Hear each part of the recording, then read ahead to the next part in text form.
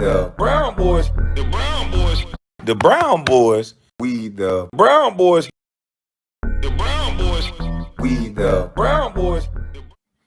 All right, Etan, what's up, brother? What's going on, sir? How you feeling? Man, I can't complain. Right. Nobody would care if I would. You like my new background? Hold on, let me show you my new background. You got something new going on. Nah, I just got an overlay up, man. Little background. But what's going on? Got the piano? You be playing the piano? No, you don't play the piano. No, that's a fake background, man. I got you. I'm like, all right, man, Kwame on the piano. No. If I did, I'd have the little letters on it. I know that G G E G A G E. I learned that in middle school. I had to play that over again. Go to the basics. Nah, but hey, I wanted to holler at you. I wanted to holler at you because I saw that's why when I text you. All right. I saw your thing when it was recapping what we did, and I want to say for the record, I was not saying that you was going to do anything to Gilbert. I was not saying that you was calling off anything. That wasn't what I was trying to say. I was talking fast, so that's how it came. No, I was reading the comment section. Like these comment section was like, "What the? Only you and Prof can do this." I'm like, they think we beefing like Biggie and Tupac or something. I'm like, what the? I don't think it was that. I mean, I think we use the word beef, but that's probably not the right word to use because it's not like a Biggie and Tupac type of beef. It's not like you're gonna do something violent to him. You know what I mean? It's more like a back and forth. Maybe that's what it is. You know what I mean? To me, it's more like what they do to get us black folks to beef with each other so that it can only be one. That's why they're having the same MJ, LeBron, Kobe debate. Gilbert Arenas was on the outside looking in of the drama that actually started with All the Smoke podcast. But we both were doing numbers off of said beef. You seen what my YouTube channel did arguing with Steven Jackson and Matt Barnes.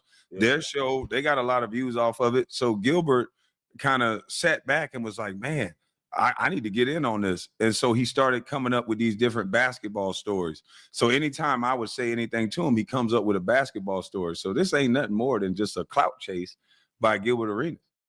I told DJ Vlad, I'm not coming on your podcast. And now there's like 4 interviews with Gilbert Arenas on Vlad. Now that DJ Vlad, and I said this when I posted it, but DJ Vlad, TMZ, I don't like the way that they promote brothers beefing with each other, and they try to do the Biggie and Pac thing, like, you know what I mean, and like, you know, this person said this person and this, and like kind of hype it up and everything like that, and they keep doing that, and I don't like that at all because they don't. And this is my opinion. I don't really know these cats, but just watching the stuff that they post and their work, they like profiting off of beefs, off of black men denigrating each other and talking bad about each other, and that's like their thing. So that part I have a big issue with because I think they're almost like promoting it so that it does go, you know, further, and if some tragedy happens, they just move on to the next like that. But it's always a dude that's willing to play along with it though, because all this started because I told Vlad TV, I'm not doing an interview with you. I think you're a culture vulture, and the media has done this same trick for years. What they do is, okay, I can't do an interview with you, then I'll interview anybody around you that don't like you, and so that's what Gilbert is there for. He's interviewing. I'm like, okay, so Gilbert, can you please just, if Vlad TV or anybody asks you a question about me, just don't say nothing. So he comes up and concocts another way to talk about me by saying, hey, I think I would be the #1 pick if we did the draft over again, and Kwame might go #3. And it's just like another way just for you to keep saying my name. So it's, and then everybody else on the outside looking in, why was Kwame so offended by that? If you knew what I knew, and how I feel about Gilbert, all I ask respectfully is to not say nothing about me. That's it. I mean, so when me and Prof was talking before, we was talking about trying to bring y'all to the table and seeing how, you know, it was, I don't know, I'm about to give up on it though, Kwame. I'm gonna be honest with you, because I'm like, I don't think Gilbert is there. I don't think he necessarily, I mean, he likes to joke. And I think he did, and I didn't watch it, but some people told me, I guess he went on he did a long one after we did ours. 6 hours. Yeah. I was like, I'm not about to watch 6 hours and talk about this. Like, Don't you know worry, he broke it up into clips and he talked about you too. Yeah, I'm like, I'm not. Well, the thing is, this is what people were saying, that he didn't like my interview with Coach Jordan because he felt that we were talking bad about him. But if that wasn't even the point. Like let me say what my point. My point when we was talking when I was talking with Coach Jordan wasn't necessarily to talk bad about Gilbert. I was more talking bad about Ernie Grunfeld. Just so we're clear, when I now it's not that saying that Gilbert is blameless. You know what I mean? But I was saying that I felt, and I still feel, and I will always feel this way, that Ernie Grunfeld let Gilbert do whatever he wanted to do. And Gilbert knew that. Like, we talked about that before. Like, he said that when he came on my podcast a while ago, that he knows that. This isn't like breaking news. So why does he get upset when I give him a little bit of the blame? Why does he get so mad when I say something? Okay, well, that I don't know. We know what I mean, but I'm just saying, like, it wasn't talking bad about Gilbert. It wasn't saying he was a horrible teammate. That's not what our point was. The point was, yes, Gilbert, you and if you, I'm sure he's listening to this, you know, as well as everybody else knows, that if you would have made different choices, you would be a Hall of Famer. Are y'all listening to what Hold on, wait, Etan. I just want the chat to listen to what you're saying. Take this in, guys. This is exactly what I said about Gilbert Arenas. I said offensively, he was amazing. Yes. He just didn't play defense, and he made horrible decisions because of the way he behaves. We were talking about behavior. I said because of the way he behaves, I don't want to be around somebody like that. And you're explaining exactly what I said. So what am I saying wrong? Well, so like I'll even take it further. So that whole like one step past the half court and knocking down threes, I saw him do that before Steph was doing it. Mm-hmm. Like with ease, like regular, like just take one step and just launch him. Like the skill level that he had, he could have been one of the greats. You know what I mean?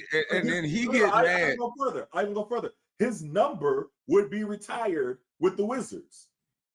Like that's the level of how his talent was at that time. If he would, but what got in the way? He didn't even want to rehab his knee the right way because nobody can't tell him that. Well, that's Gilbert Arenas. But this is the thing. This is the thing, and I need Gilbert to understand this. We are old now. Number one, right?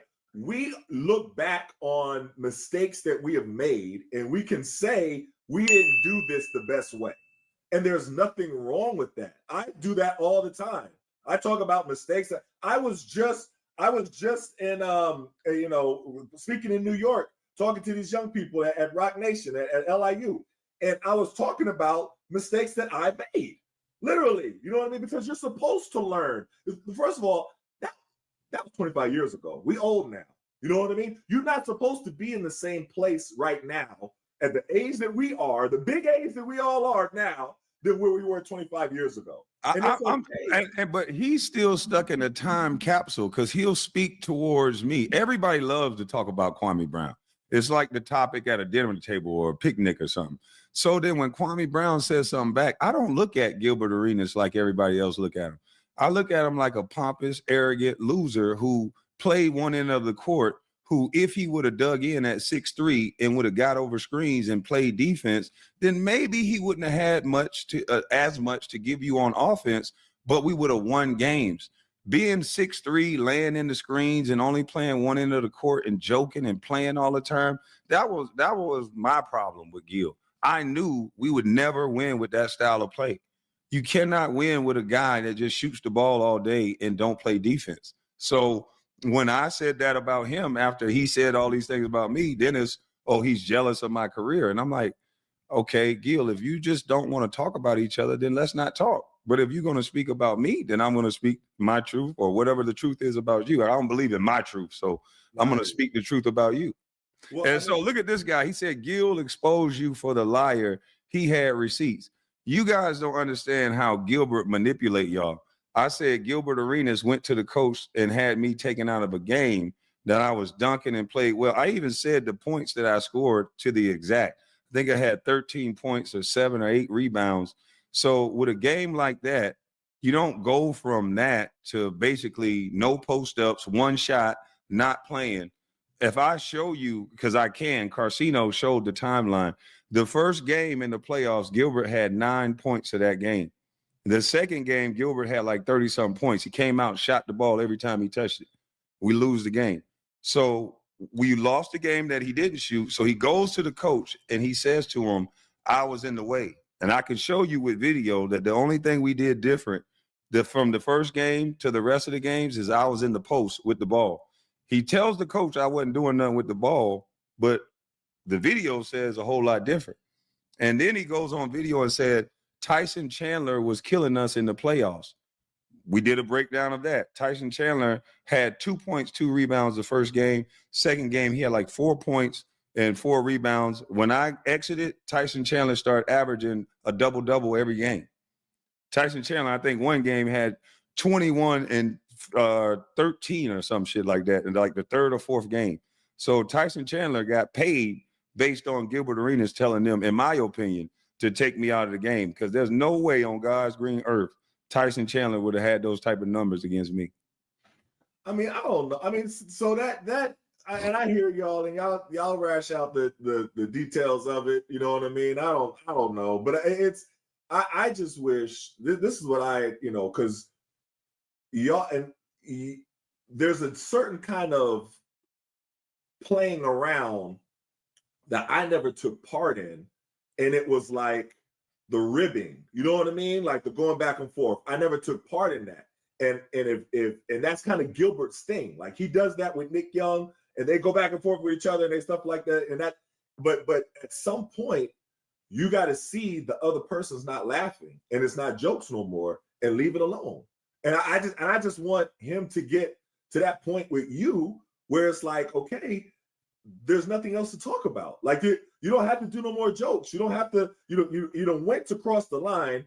And somebody told me that in that 6 hour, you know what I mean, thing where he was breaking down everything like that, he did apologize for saying something about your family. Somebody That's fake. That's fake. I didn't hear it because I didn't watch. Listen, I'm from the South. You don't apologize to a man over a computer. If I said something about your mother or your family, hold on one second. Go ahead. Yeah. If I said something about someone's mother or family, I'm gonna go to that person. The first time you hear an apology is gonna be from me. And it probably won't be on a phone. It'll probably be in person. If I said something that personal about somebody that you care about, I'm not going to say that for views and clicks to garner sympathy for people to think that I'm a nice guy. I just think all of that is cap. I mean, I don't know. I mean, I can't, you know what I'm saying? But he didn't he apologize? Did he, or did you watch all the 6 hours? Hell no. Okay. Did you watch some of it? I didn't even watch it because I knew it was going to be BS. So I was waiting on, of course, they sent me little snippets. So he tried to counter everything I was saying by just moving around what actually happened. He didn't go to the first game in the playoffs where I actually played. He went to straight to the second game. And so that's why I know Gilbert is always going to manipulate the truth. And I know that his agent came to Utah. He came to several other places. Dan Fagan wasn't the most savory guy in the world. Gilbert Arenas knows this. I never wavered from my story. And even the reporter that came out to my house, I never told y'all what was going on. I just left. And so there was a reporter, a black guy, who flew all the way to my house in LA. That was Michael Lee. That was one of the guys that I had on. Right. The reason why I had those particular reporters on is because they were all involved in this story in that area, in that era. You know, look at this guy. Look at this guy. Kwame, you signed before Tyson Chandler. You guys don't know anything about basketball. You don't know anything about contracts. Austin Reeves could have signed this summer. Austin Reeves bet on himself. That does not mean that there's not a deal on the table for Austin Reeves. Austin Reeves' agent can get him a deal right now. And I'm sure the Lakers, the way he's playing, they would be hard pressed to get him signed right now before he get into the free market.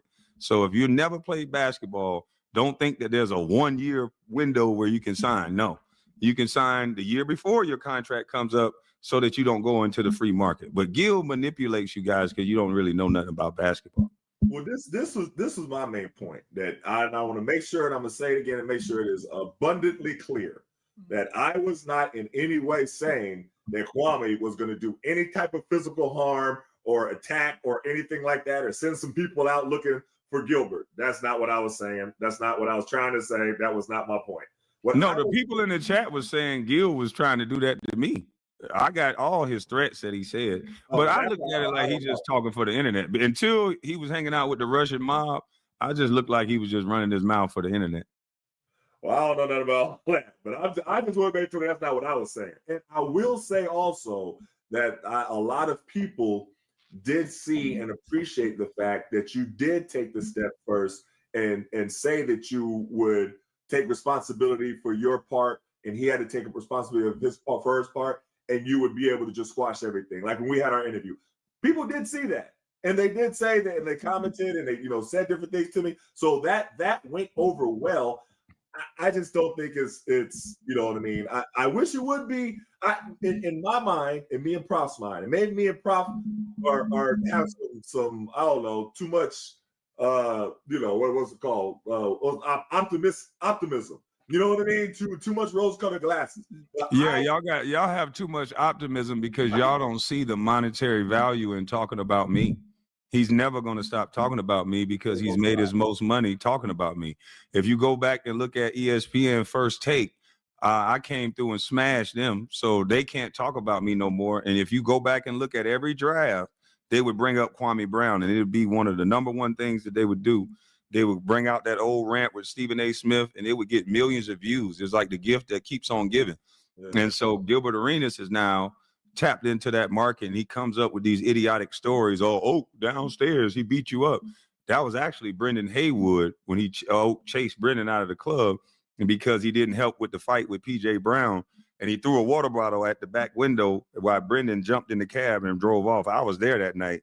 But what happens is Gilbert Arenas listen and hear me tell stories, and then he go regurgitate them to his little gamers, and they think what he's saying is real. But it is what it is. He's never going to stop talking about me. It's too much money in talking about me. He ever going to stop? I mean, that's what everybody. He's tried. Gilbert Arenas has had his most success talking about Kwame Brown outside of basketball. He's tried to have 3 or 4 shows. None of them were successful. The moment he starts talking about Kwame Brown, he's a hit. Anytime he says anything about me, he gets a spike in views. So he's never going to stop talking about me. I mean, that's unfortunate, man. I mean, because I mean, it's just so sometimes enough is enough. You know what I mean? Like it's like let's move on. You know what I mean? Like, I think it's a good thing. It'll see the difference between a company man and an actual man, because I don't own 50% of what I have. I own 100% of what I have. Gilbert Arenas tells people I own 100% of nothing. That makes absolutely no sense. But to the gamers and the people that he watch, they joke a lot. So everything is funny. But it'll give me a canvas so people can see, hey, do I want to be this guy, or do I want to be a guy that turned myself into an employee that could be fired at any moment? But that's the thing, though. A lot of people, I saw some people commenting and saying, well, why are you trying so hard to get them to squash it? It's entertaining. This is good. Why it's good? I was like, no, it's not entertaining. Like, I don't find it entertaining. I'm not entertained by it. Somebody just keep making up stories about me. That's what they think trolling is. A guy that just I haven't been around Gilbert in 20 years. The guy make up stories about me as if if I was just to start saying things about you, I haven't really physically seen you since 2006 or something like that. I may have bumped into you one other time. Right. But if I was to speak about your life right now, I'm ignorant to what's going on in your life right now. Right. So just because we played together, that's what Gilbert uses. He uses, I know him because we played together. You knew me as basically a kid. I'm a grown man. I'm rounding the corner to 50. Yeah, we're getting old. And this dude is steady playing online, and like it makes me mad that the people that know me actually know me in real life. The people I work with and the circle that I have, it really don't affect nothing. But the people that don't know me, it gives off the impression that I'm not as serious as I am. And I tell people I'm just joking with him online just to get other kids to see that's not who you want to be. Gilbert Arenas made himself a bust the moment he got drafted with me. He told those people he wanted to be an international pimp. He didn't run on the treadmill. He had a gun case in college. So if you want to define someone as a bust, to me, it's someone that has so much talent, and nobody was in his way, and it just was. He just destroyed everything he touched based on his behavior.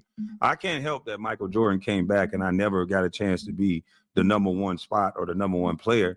I don't even cry about that because I think it made me the person who I am, and this is who I was supposed to be in the beginning. Basketball is just basketball. People act like you have to play basketball in life. You really don't.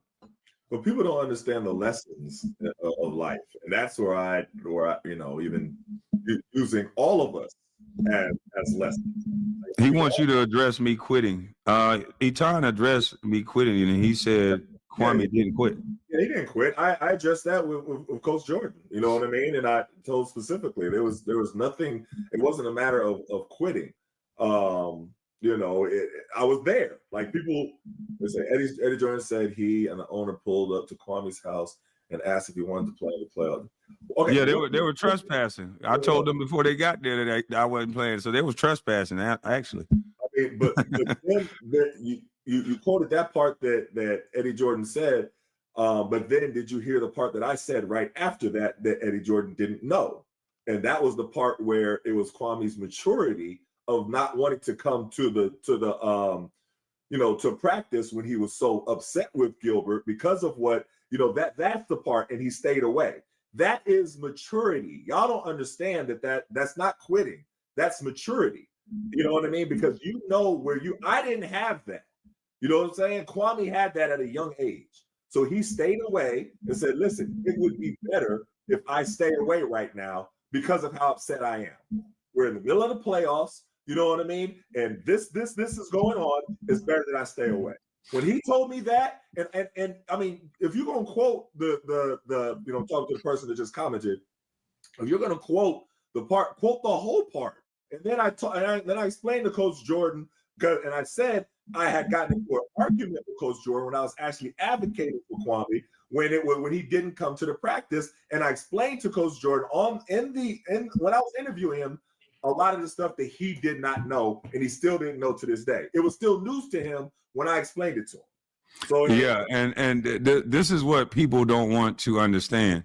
If a player can undermine the coach and tear up fine slips in front of a coach, and they don't have to go to practice, one could make the argument that that's not a team. If it's one set of rules for one person and there's a set of rules for everybody else, that's not a team.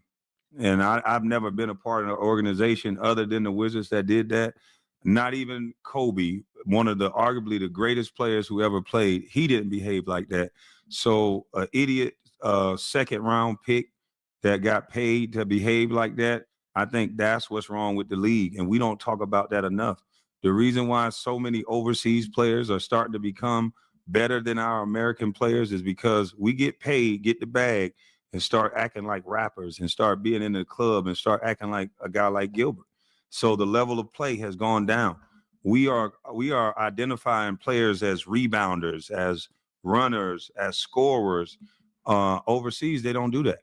The big men can handle the ball. They play every position. These guys in the next 5 years, there's not going to be any top NBA player that's not from overseas.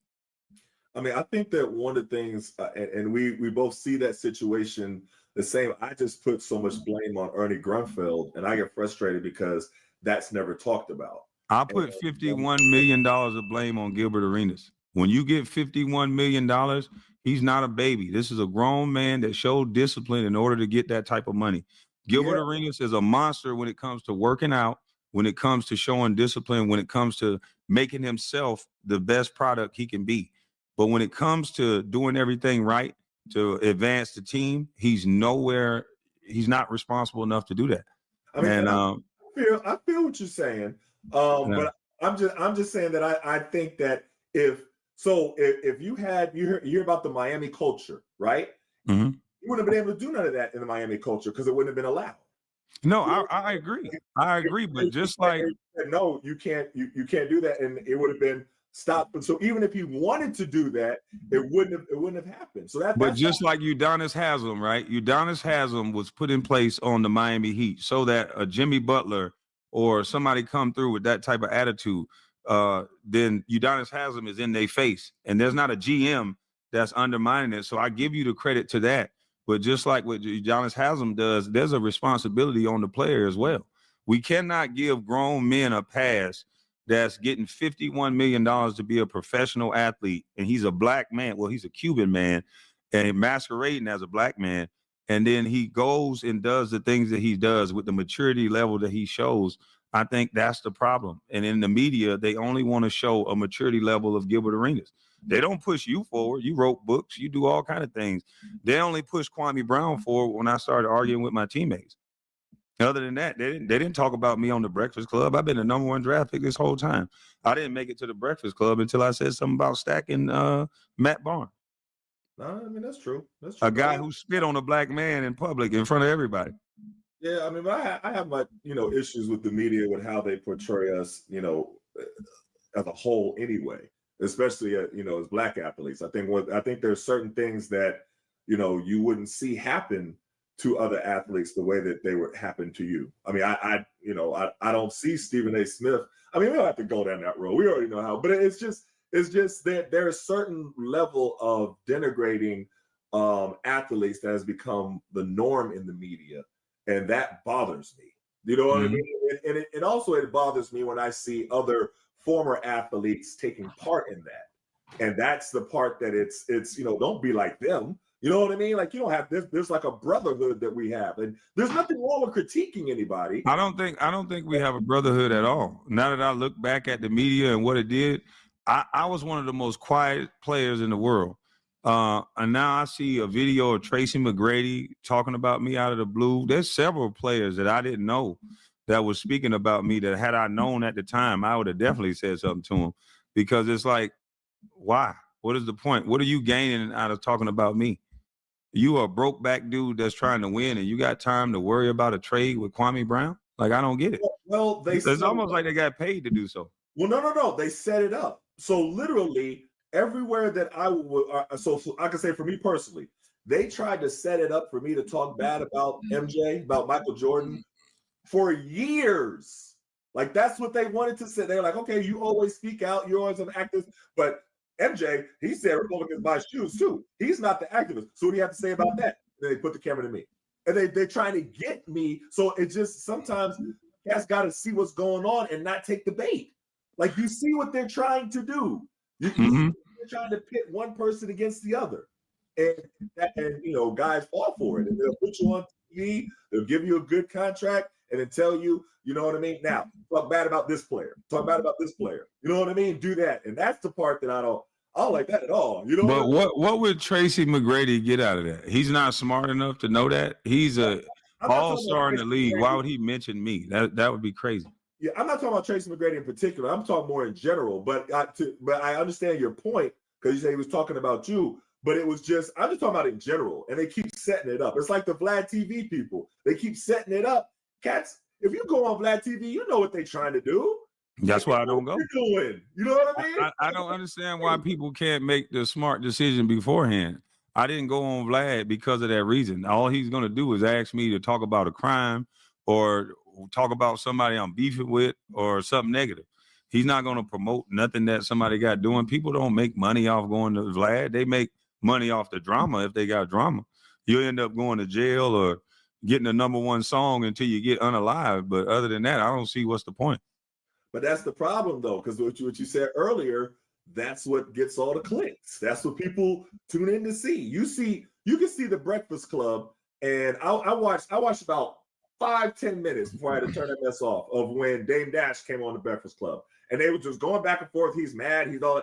It got like millions of views. I was like, why people want to watch this? But so then you see that formula work. You see how the views are, and then people just want to duplicate it. But views ain't everything, man. It's like all money not good money. And that's my. I'm not. It's not my thing, and I don't like seeing it. Other cats, I don't want to knock their hustle, but it's just it's not. I got a question for you, because somebody brought this to my attention. Carcino for life. Gilbert Arenas hadn't been a part of the Washington Wizards, the NBA, or nothing. I hadn't seen him or nothing. But then when we have our little back and forth, I say something about the Washington Wizards and how they ran things as an organization. And then all of a sudden, Washington fell in love with Gilbert again. Did you think that had anything to do with our back and forth? I mean, Because what did he do to get back in their good graces? Yeah, I mean, they really wasn't messing with Gilbert for a while. I will say that. And, you know, I reunited this boy with the Wizards. I done got him a show. I mean, they did bring him back. I understand the timing of it because then they brought him back and they had him, Karan and Antoine. They did the three, but he hadn't. Yeah, I mean, it was around that time. I don't know if that was the deciding factor, but it was close to the time period. I can't disagree with that. Hey, man. Hey, I'm just saying, I'm changing lives out here, you know.